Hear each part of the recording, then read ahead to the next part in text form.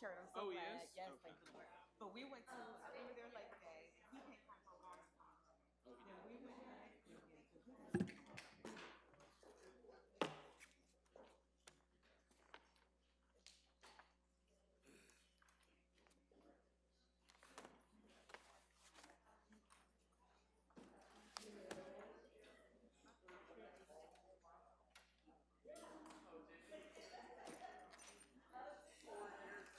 The 2016 regular meeting of the Cincinnati Board of Education.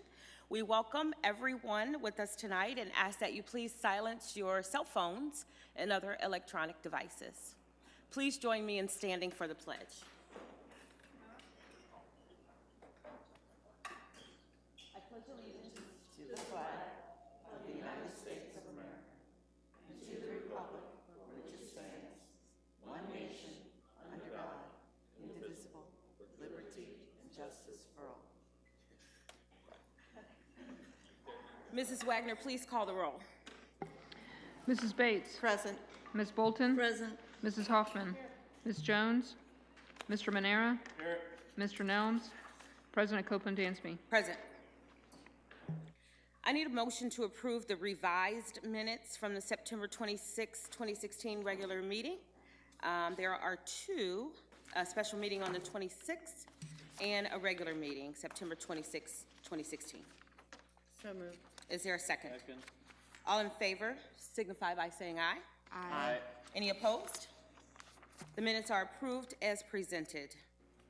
Ms. Bolton, as chair of the Student Achievement Committee, please present the revised September 26, 2016 Student Achievement Committee meeting report. Thank you. And as members will note, the revisions appear on page 3, and they are a much better wording regarding general counsel assignment regarding the Phelan School and boundary lines, and also Fordham Institute instead of Fordham University as the revisions. As you know, on student achievement, we've been working on the equity piece, particularly from a standpoint of discipline and also highly effective teachers or highly qualified teachers. So that eats up a great deal of the minutes. We had a fabulous discussion regarding restorative justice versus restorative practices, and we've been working, the whole board's been working on that for quite some time, and there's a number of references there that I think you will find interesting, especially some of the positives as well as some of the inadequacies of PBIS and moving towards restorative practices. Also, kind of expanding, as we often do, the list of schools that possibly could be looked at as using restorative practices as models and as our kind of the beginning of how we do this. Also, we did, besides the discipline piece and the staffing piece, we also got an update regarding the preschool enrollment and what are the numbers that we were unable to satisfy. And I think we attached that chart, staff attached that chart for us to look at, and it was by site. Also, we had some issues, again, and good discussion from Mr. Miles and also President Sellers, a good new emphasis, if you will, on Schedule E. So with those references, be pleased to have the board pass on this. Thank you. Are there any questions or comments? On behalf of the board, I will present the October 5th, 2016 Partnership Public Engagement Committee meeting, or Committee of the Whole meeting minutes. Initially, we discussed Policy 5120 at great length, and the action was that there were a couple revisions in language, and it's back in policy, and policy will bring it back. Then our meeting got off course a little bit, and we had a great opportunity to have some discussion about several items that we are actually going to make official assignments as we close the meeting out tonight. I do, though, have a revision, I think you can call it, to number 10 It talks about the district's vendor customer service phone line not being family-friendly. We were actually talking about transportation and the customer helpline related to transportation, and that's not noted there. So if we could make that change, I would greatly appreciate it. And again, we'll go through those assignments towards the end of the meeting, and so I present these minutes as written. Are there any questions and or comments? Thank you. We need a voice vote to accept the committee reports as written. All in favor, please signify by saying aye. Aye. Are there any opposed? Thank you. The minutes are approved as written. Tonight's presentation will be about the 5-year forecast, and our treasurer, Jennifer Wagner, will be our presenter. Good evening. Good evening. I'm pleased to be here tonight to talk to you about the forecast. We've actually decided to divide it into 2 presentations simply because there's just so much information to present and understand and talk about. In addition to that, because we haven't received the Hamilton County August settlement reports for property taxes, we're still waiting on that information, and the State Formula Foundation have not updated their enrollment reports yet. So there's still some information that's underway, and so we'll be able to finalize some of the future forecasts for the next meeting. So just to remind the board and the public that the basics of forecasting, it's a requirement by the Ohio Department of Education. All treasurers and all 613 school districts have to file twice a year in October and in May. And then we have to share 3 years of actuals and then 5 years of projections. And the purpose of the forecast is to monitor fiscal transparency, the district's solvency, so the taxpayers and the Ohio Department of Education can make sure that we're staying solvent, and that it helps the district do our financial planning when it comes to future revenues and spending. So here's a graph of the general fund revenues for fiscal year 16. We received $509 million. The green shaded items are our local revenue sources, being property taxes, the tangible personal property tax, which is really on the public utilities now, and then other local taxes, or I'm sorry, other local revenues, which makes up the payment in lieu of payments on the Community Reinvestment Acts and any tuition that we collect. We get about $3 million in open enrollment tuition. The blue shaded areas are the state or the sources of state, which represents 42% of our income. The state foundation is typically broken up into 2 areas, the regular funding formula, and then on the restricted items, which are the career tech and economically disadvantaged items. And then the lighter blue wedge there, the other state, is representative of the tangible personal property reimbursement that was being phased out. And so, and then that last little orange part is the E-rate reimbursement from the FCC. We spend that money first and then they reimburse us, so it's not the same as the other revenues that we have. So this is the data behind that chart. I'm showing you, comparing you what we forecasted in the May forecast in May of 2016 and how we actually finished the year. You can see that at the bottom line, I always start with the big picture first, we received 99.9% of our forecasted revenues, which is good. Not every line was exactly on par, but in total, we did pretty well. So now I'm starting to show you the detail behind the expenses. And these lines actually line up with the items in the 5-year forecast. They're dictated by the state. So in personnel services is salaries. Typically it's pretty close, but we budget on average, we spend on actual. So benefits are coming right along as forecasted. Purchase services is a very large dollar value, and so in a future slide I'm going to show you the breakdown of the purchase services, but that's typically any contracts that we do, or transportation, professional services, utilities, and then supplies and materials. We had some savings in that line. And then our capital expenditures. The debt payments, you don't see any dollars there because we actually transfer the money from the general fund into the debt fund, and the payments come out of the debt fund. So we'll show you when we break out all the transfers. But the good news is we underspent our forecast and the appropriated amount by almost $13 million. So revenues were good. We underspent by $13 million. Here's a graphic picture of the spend, so that it shows the three largest areas of our spend are in salaries and benefits, our purchase services, and our transfers, just as I described earlier. Now, what's odd about this is the salary benefits is typically about 42% of our budget, but because we entered in the school-wide pool, a lot of the salaries and benefits that we would typically see on this chart are in that blue wedge of the transfers, and I'll show you that data in just a second. So here's a breakdown of the purchase services on the former slide. I stayed with the same purple coloring. We spent $170 million. 59% of that 170 is tuition, at just under $100 million. It still represents about 20% of our operating budget, and that's for community schools, all the vouchers, Ed Choice, autism, and Peterson scholarships, and then some tuition that we pay on our special needs kids that we send to other facilities. Transportation's about 18% of that spend. For fiscal year 16, it was just under $30 million. We actually had some invoices that were submitted after we did our year-end close that applied to last year, but they're going to hit in this year, so I'm going to have to adjust this year's forecast to accommodate that spend.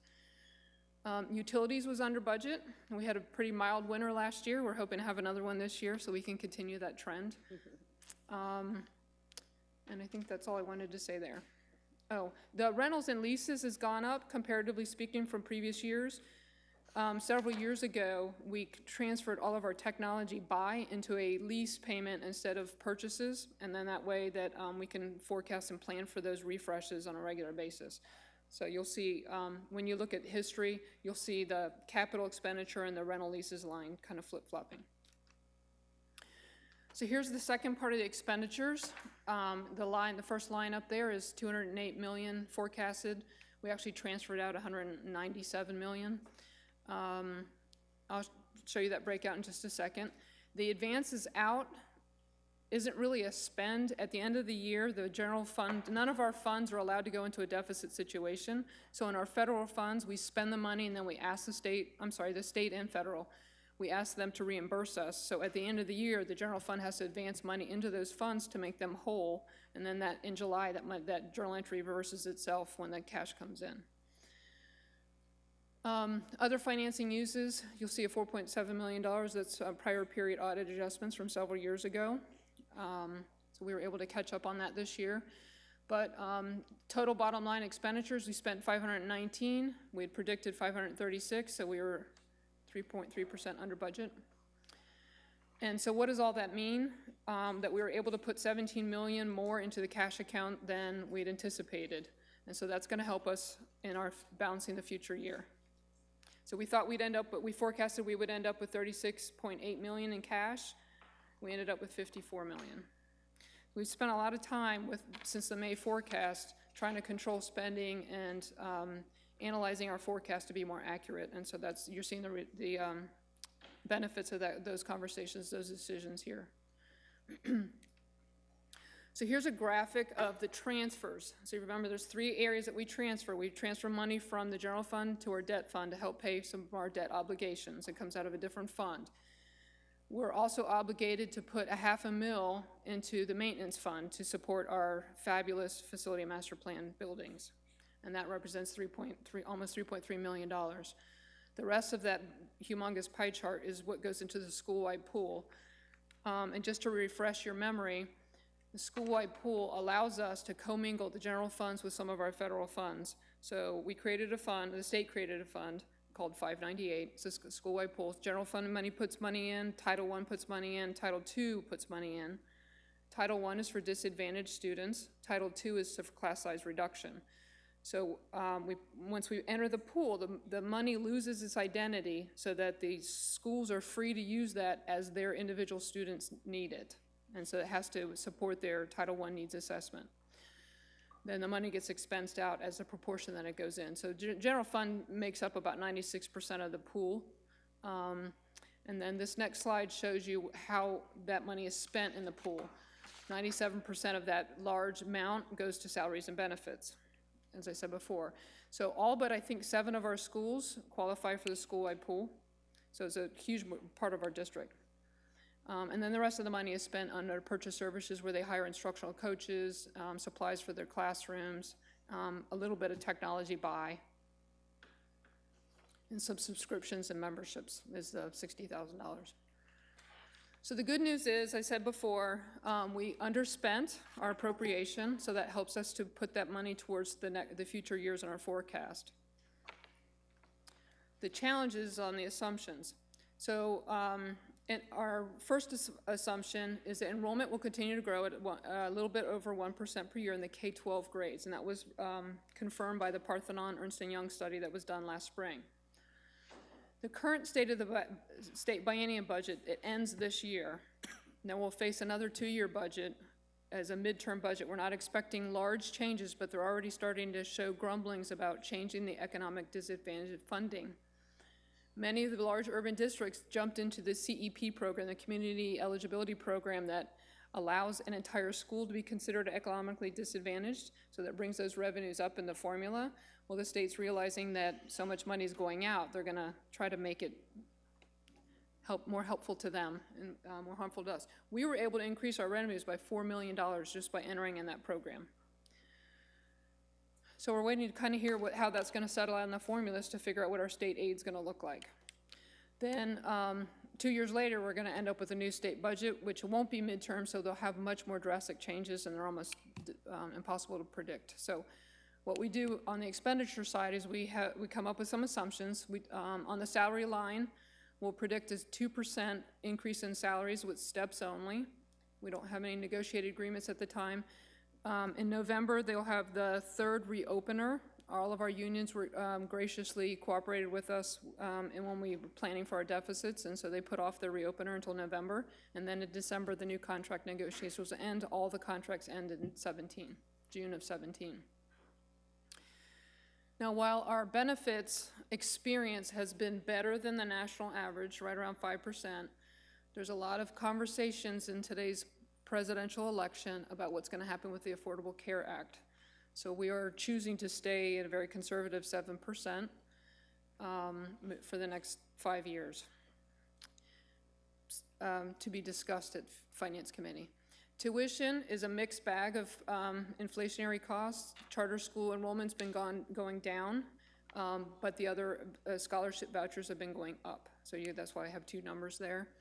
Transportation utilities has been somewhere between a 4% and a 5% increase over the last couple of years, so we'll continue with that trend. And then we have a line for leases, supplies, and equipment. And so the next steps, what we're going to do is at Finance Committee, which is October 18th, is we're going to go through some more updated information, hopefully have more information from the state and Hamilton County Auditor. We'll go through some assumptions and do some if-then scenarios so that we can finalize the forecast. And I'll represent on the 24th, Part 2, which will be the next 5 years. It'll be the current year's budget and a re-estimate of what that looks like, plus the next 4 years. And then I'm required to file with the Ohio Department of Education by October 31st. So, can I answer any questions? Well, thank you for your presentation, Mrs. Bolton. Thank you. Just 2 things. If you would explain for the audience what you meant by there are only all but 7 of our schools qualify for pool-wide fund. If you'll say what funds are going into the pool-wide and why 7 of our schools don't qualify for it. Okay, so it's measured on the economic disadvantages of the families in those schools. And so the Title I Disadvantaged Federal Fund, which we get about $22 million a year, about 10 of that goes into the pool. And so only the schools that participate in Title I funding can participate in the pool. And the pool is built from the general fund, Title I, and then Title II is class size reduction. We use it to remove, because of our funding formulas and our budgetary challenges, sometimes they'll have to make a 2-3 split, a classroom that has 2nd graders and 3rd graders in it, and we'll use that extra Title II money to remove that split so they can have smaller class sizes. Does that answer your question? Yeah, yes, it does. And so of our 55 or 56 schools now, all but 7 qualify because of economic disadvantage. Correct. Okay. And then just the next time you report, it'd be useful, or even if it's in finance, would really like to see the breakdown. You did a great job on purchase services, the 170 of the big categories. I'd really like to see a breakdown on the tuition based upon whether it's charter or whatever. I can tell you, I will do that in a slide, but I can tell you that charter schools is about 54 million. The vouchers are about 20 million, and the rest is special ed. So the 16 or 17 million is for Ed Choice vouchers, 3 million for autism, and I might have autism in Peterson backwards, but one's 1.5 and the other one's 3. It'd be great to But know I'll give you a that. slide, yeah. And the numbers of children that each of those categories hit would be great. Sure, That's very useful for me. Thank you. you're welcome. Good report. Any other questions and/or comments? Well, I wanted to thank you, and I do have just a couple things. First and foremost, to employees of the district way to go in managing some of these expenditures where we've had some cost savings. I know how it is when you budget a number and then, your actual can come in lower or not for many different reasons, but, the savings on purchase services is pretty good, as well as some of the personnel costs. Can you talk about the personnel services and why there is a difference there, lower?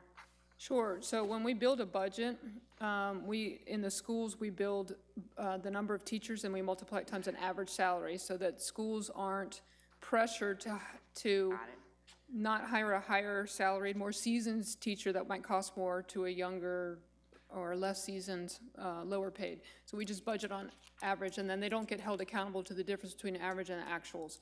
And so that sometimes it just plays out in total in the district where we may have calculated, the average gets calculated in December at the beginning of the budget cycle, and based on retirements and then people that are replaced, we'll estimate what that change might look like, but it's almost impossible to be completely accurate with it. Sure. The only other thing, in your forecast assumptions, it mentions there about the state biennium budget in fiscal year 17. Can you tell us again what you meant by the economic disadvantage funding declining? Yeah, so in previous years, our economically disadvantaged funding was based on individual schools and the parents who filled out paperwork. The community eligibility program allows a school to be considered holistically economically disadvantaged. Instead of just being 60 or 70%, they would be at 100%. So that automatically takes the district economic disadvantage percent up. We got more students in that rating, so our revenue went up by about $4 million. The challenge is all the big districts figured out to do this so we can get more money, but it's hurting the state, so they're gonna make some adjustments. Got it, okay. I just wanted to get a good grasp on that. Okay, well, thank you again. You're welcome, Very thank good you. information. We'll look forward to part 2. Okay, Mrs. Bates, please present the retirements. Yes, I have 2 retirees to honor tonight, and they're both civil service personnel. Vicki Bird and Laverne Swain are both retiring from our civil service personnel, so we thank them for their service and wish them well in their retirement. Thank you. Congratulations on your retirements. We would normally be at the part of our agenda where we would hear from the public, but we don't have any slips, do we? No, we don't have any slips for speaking of the public tonight. Superintendent Ronan, do you have a report? Yes, I do. I would like to highlight 3 very positive events that occurred last week. All right, the first one is on Wednesday, October 5th, under the leadership of our new AD, Josh Harden, CPS offered the district's first Scholar Athlete Leadership Conference, and it was covered by WCPO. You can see that great picture. The conference brought together student athletes from district high schools. They heard guest speakers, they had breakout sessions, and really talked about leadership. And the event also launched a give back project where we want the older students, these high school students, to mentor younger students in our CPS elementary schools. So that was just a lovely event. All right, on the very same day, our Withrow High School seniors participated in a day of service throughout the district. This is the 10th year they have done it. You saw it featured in the Cincinnati Enquirer. 220 students participated.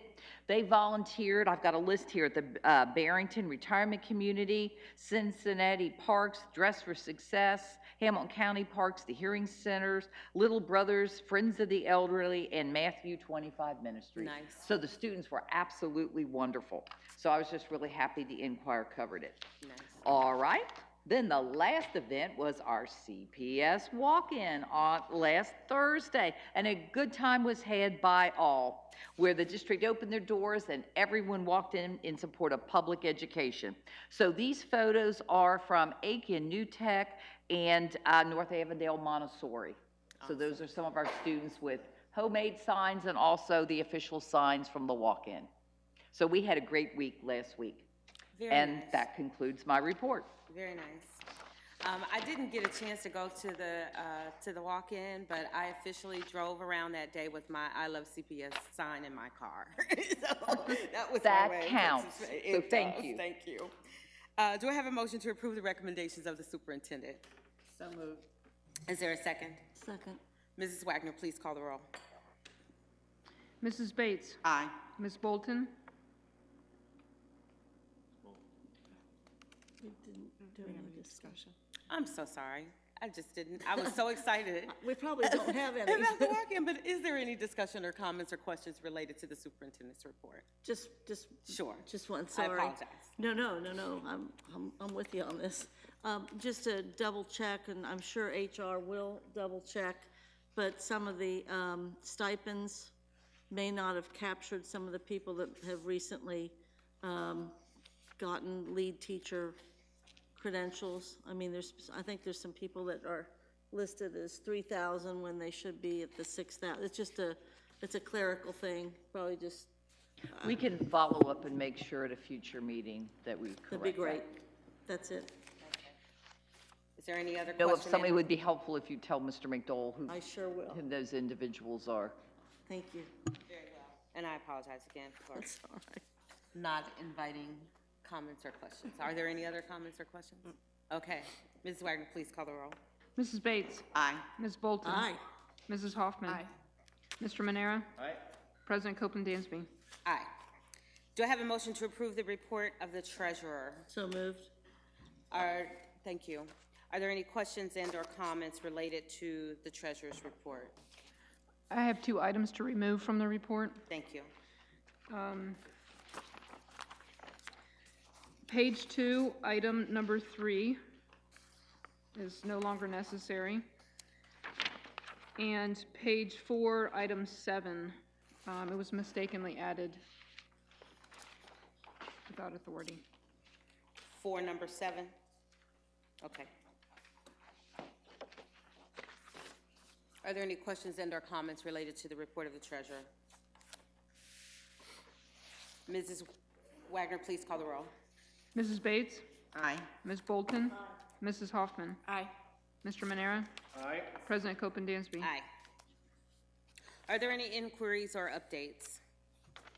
Ms. Hoffman? Yes, I don't know if this would have fallen under kudos or now, but, or the superintendent's report, but one other great thing that happened last week I wanted to call out in case folks haven't had the time to listen to it was our Deputy Superintendent Laura Mitchell and our CIO Sarah Trimble Oliver were on NPR on WVXU talking about the digital divide and what CPS is doing to make sure that our kids don't fall into that digital divide. What are we doing to make sure that all of our kids have access to what they need to be successful? So I want to thank them for doing that and making sure our community knows how we're serving our children.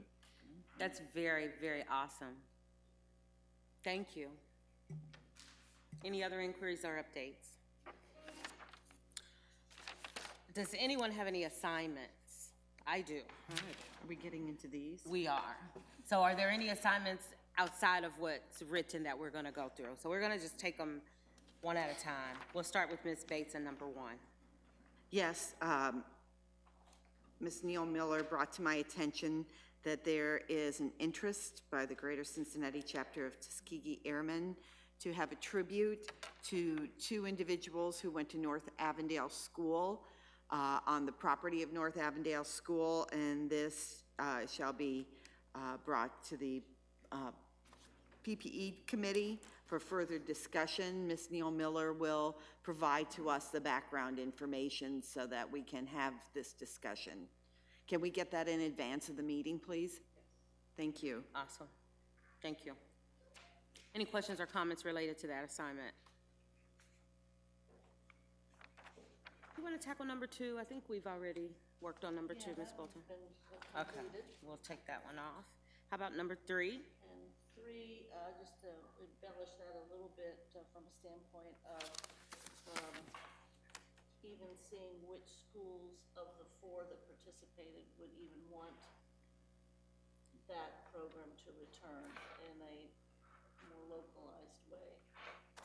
Because I'm not sure that all 4 would be of interest of having it done. So if that can be the beginning of that assignment, and I know you were supportive of that assignment, Madam President, so it'd be great to have a report back. So who has that assignment? I give everything to the superintendent. It's certainly, I will follow up. Thank you. So I think just to be clear there, we wanted to get an understanding of who are still interested. Yeah, who might still, which schools might still be interested, and of course, not necessarily, as we know, the source of the funds is different and gone, or at least is held in abeyance by the federal government. If there's a local way of continuing such service at a more cost-effective and individualized way, I mean, We'll school by follow up school. with the schools. Great. Thank you. Number 4, Ms. Hoffman. So I had 2 assignments. I think both go to Student Achievement Committee. One was to look into how social workers are assigned. I think that falls into the Student Achievement Committee world. And then the other one is to circle back on our questions around mobility, what's working, what we could do to improve, as well as if there are some more data sets that we could be looking at, both at the district and the school level, that could help inform what we're doing well and where we might want to improve. And so we can expand on that in Student Achievement Committee, but I think both of those assignments go to Student Achievement. Happy to accept those, and I think one of the other issues, if I recall, I don't know if it was in this day, but that mobility is one of those issues that we wanted to see maybe discussed at whenever the next ACES is. Yes. I mean, I remember that from. That is correct. Yeah, okay. That is correct. Okay, so are we clear there? Mm-hmm. Next steps. Number 6, Mr. Manera. Number 6. I have to. It's the last sentence. Sorry. I wanted to. We were having a discussion about community learning centers, LSDMCs, and ways to make sure everything is more effective at our schools. So I asked the administration to make sure that administrators, community learning centers, LSDMCs, and resource coordinators are working and functioning within each schools. And so I don't know. I guess I'm asking for sort of an assessment on where it's working, where it's functioning as it should, and just make sure that we are still on track, that all of our schools become community learning centers. Okay. Clear there? Ms. Bolton, number 7. Yeah, and I think all I was doing there was adding teachers to the kind of the evaluation as to how effectively our teachers are using CLCs regarding making sure that the CLCs are in line with the one plans and whether or not teachers are doing the referrals that they need to make use of the after-school activities and learning opportunities, that kind of thing. So it would appear that 6 and 7 are sort of an evaluation of the effectiveness or the implementation regarding CLCs. Okay, clear there? Number 8, during our meeting and conversation, our Deputy Superintendent, Ms. Mitchell, mentioned something really exciting, our principal conversations. And I just read today, I think the first takes place on the 19th or 16th? Oh, it already happened, okay. Well, it was a really nice invitation, and we're really glad to see that, and we'll look forward to hearing some follow-up related to your conversations. Thank you. We talked about transportation, number 9. Is there an assignment there? Yes. The assignment was that I believe other board members also received calls from the community regarding the shifts in transportation that have been occurring at our schools with vendors and different types of buses. And I needed to get an understanding on what schools have been impacted by most of these changes, and what schools have not. But I wanted to request the data sorted out by schools, by neighborhoods. And some of the concerns were around whether magnet schools or neighborhood schools had more tweaks to them than the other. So I wanted to have the information so when people call me, I can give them the right information, because there's been a lot of delays and there's been a lot of route changes and a lot of absentees because parents feel, for whatever reason, and I don't understand the reason, that's why I'm asking for this, that in some cases, I've heard that the bus stop completely has changed from location. So maybe they're wrong, maybe they're misinformed, but I wanted to fully understand what have these changes been, what have been some of the complaints and the resolutions as well. So I don't know if that, I also said, is this something that we covered through PPE or through the whole board or through a presentation? But I think there's been so many changes that, or even student achievement I had suggested at one point, because it has impacted the attendance of a lot of students. And I don't know if the customer service have received calls, but I know I have. We can do a PPE presentation. I think that would be great. I was just sitting here brainstorming, trying to figure out how to, clean that up a little bit and get to the direct point that also goes to number 10 here, related to the customer service phone line and robocalls and that kind of thing. So if we could have a transportation presentation, I think that would inform us. That's perfect. Right.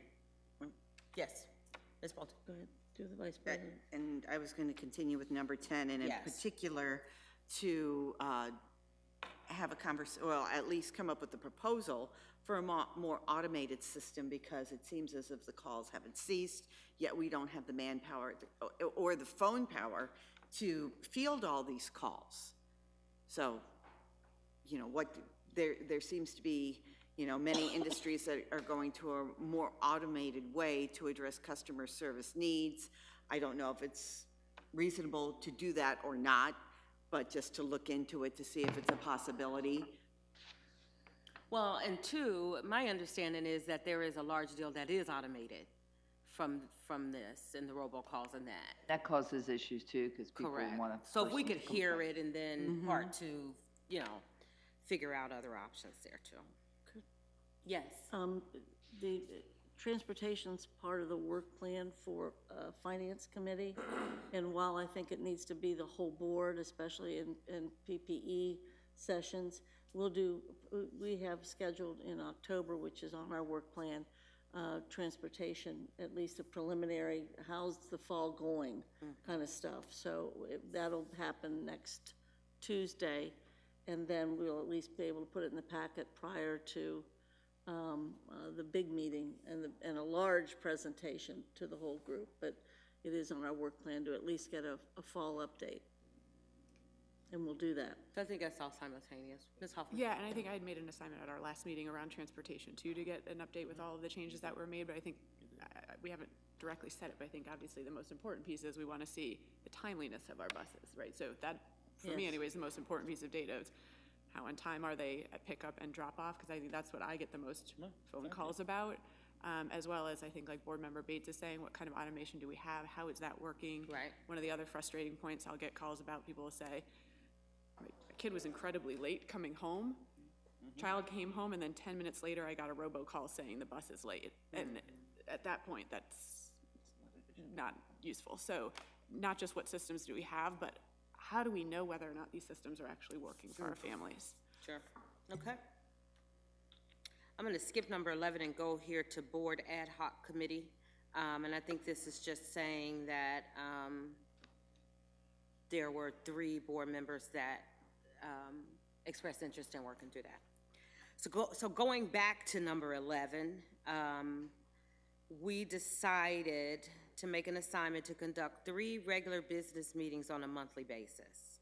So I just want to go over those dates so we can make sure that we are clear, and then there's somewhat of a new request folded in there too. So it looks like Monday, October the 24th. Wednesday, November 2nd. No, see, I still have 4 meetings showing here. Monday's the 21st. Okay, so Monday the 21st is canceled. So yeah, let's do it that way. Monday the 21st is canceled. And then what came to my attention today is Wednesday, December 21st is actually a day where the district is on Christmas break, and so there are no students and all business is closed. And I'm wondering if there's any. Not gonna have a little holiday party just for the board? We're gonna do that on the 12th of December. And I'm suggesting that we scratch Wednesday, December 21st, Cal. Is that okay? Mm-hmm. Thank you. Are there any other assignments? Having no other business come before the board, we are adjourned. Which one?